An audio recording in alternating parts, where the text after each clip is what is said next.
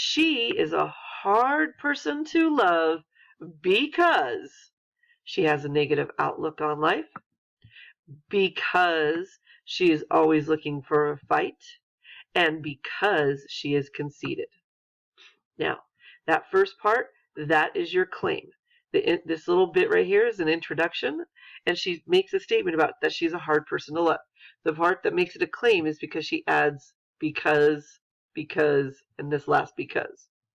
The most obvious reason why Squeaky is a hard person to love is because she has a negative outlook on life. Oh, look. Boom. It mimics exactly the first reason in the first part of the claim. So this first topic sentence is pulled directly from the claim. So the most obvious reason why Squeaky is a hard person to love is because she has a negative outlook on life. Whenever she mentions someone, it seems like they're always stupid or a fool. Also, Squeaky thinks that everyone is out to get her and Raymond. For example, where is that? That's a thought prompt, I think. For example, when she is walking down the street and runs into some girls she knows, right away she starts thinking awful things about them, like that Mary Louise isn't grateful, and that Rosie is too stupid to know that there's not a big deal of difference between her and Raymond. Squeaky doesn't think kind thoughts about people, and she doesn't act kindly towards them either. We have all heard the phrase, you can't love anyone else until you love yourself. In this story, we see that the opposite might be true. It is impossible to be lovable if you don't show any love to others. So, all right, if you notice there, I want you to notice in this first part that I want you to look at the highlighted claim. She is a hard person to love because she has a negative outlook on life. And then this very first reason, she has a negative outlook on life. And she goes right into explaining why she thinks that. She's not Squeaky, but Yuko. We're talking about Yuko, the author, right now.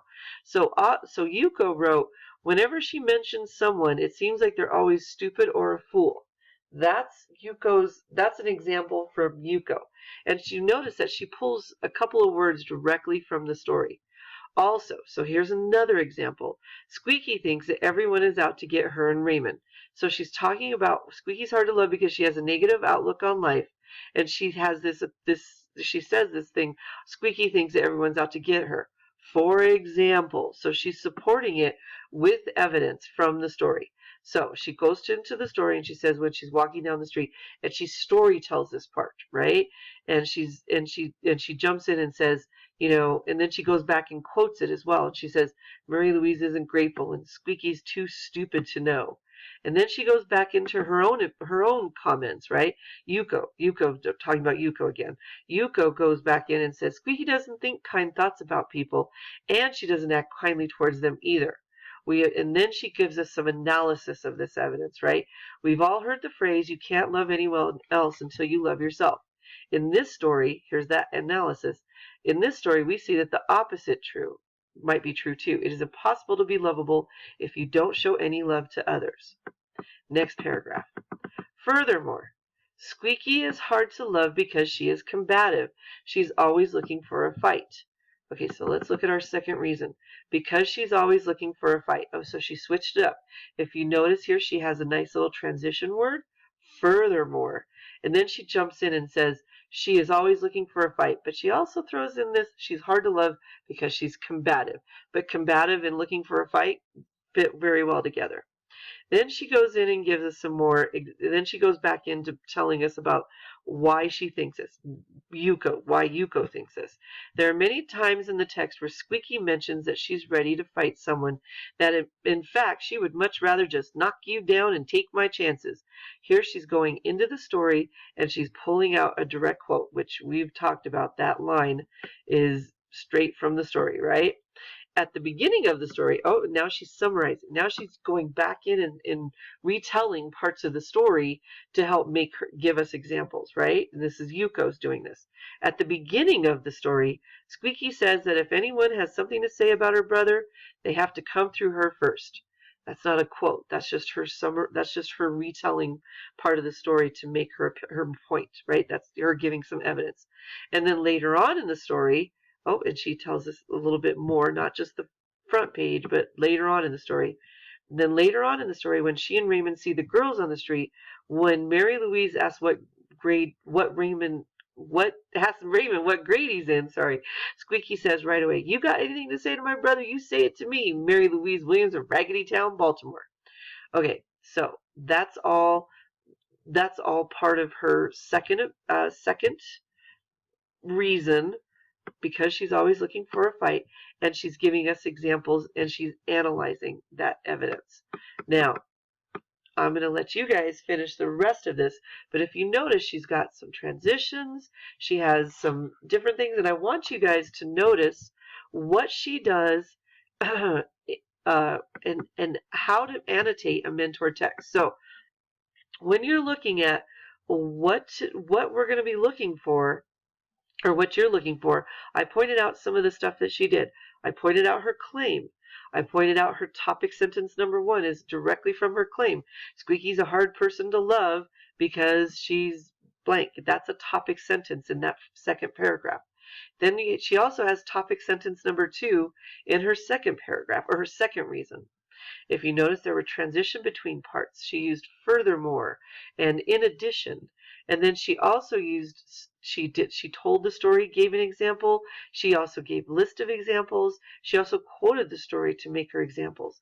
Then she came back and analyzed that evidence, and she also has a conclusion, which I want you guys to tell me where do you see her conclusion.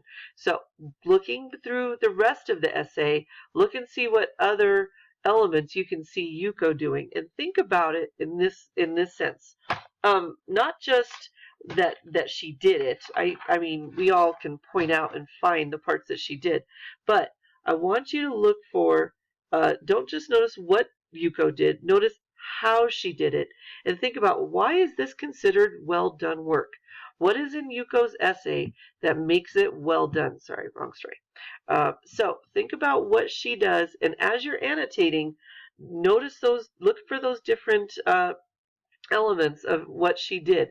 Did she use transitions? Did she use examples? Did she story example or quote example, or and talk about if you see any analysis of evidence, and you're going to be writing off in the margin over here. You're going to draw a line from the text.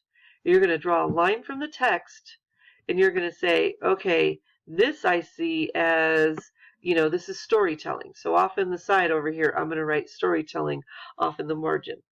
And then when we're done, I want you to think about how she did it, and what ideas do you have what did you notice that Yuko didn't do? What didn't she include in her essay? Let's see here. What else do we have to do? Okay, so I'm going to pause right here, and then when we come back, we will pick up. Okay, so we're back. Now, before Yuko began writing her essay, she wrote a quick outline to follow as she wrote.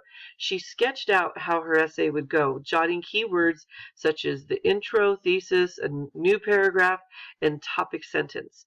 Now, for you guys, what I would like for you to do is to have to start to plan for your essay. Now, I'm going to hand you an outline, and I'd like for you to develop that plan. And don't forget some of the stuff that you've already written from previous entries. So I want you to look through stuff that you've written. I want you to look back at Yuko's mentor text and think about how she did it, and think, what could I do in my essay that you could include in your draft? And remember, Yuko's mentor text is a well done work. So today we're going to spend most of our time writing, and so I want you to spend most of today writing your draft. And I guess that's it. So off you go, and good luck. Write, write, write.